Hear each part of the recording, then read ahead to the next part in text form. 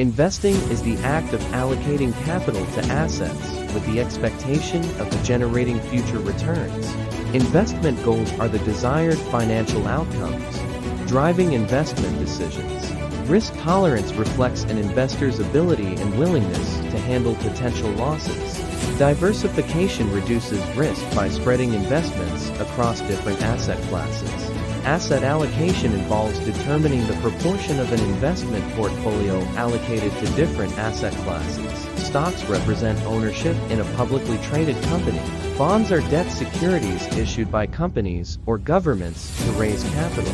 Mutual funds pool money from multiple investors to buy a diversified portfolio of securities.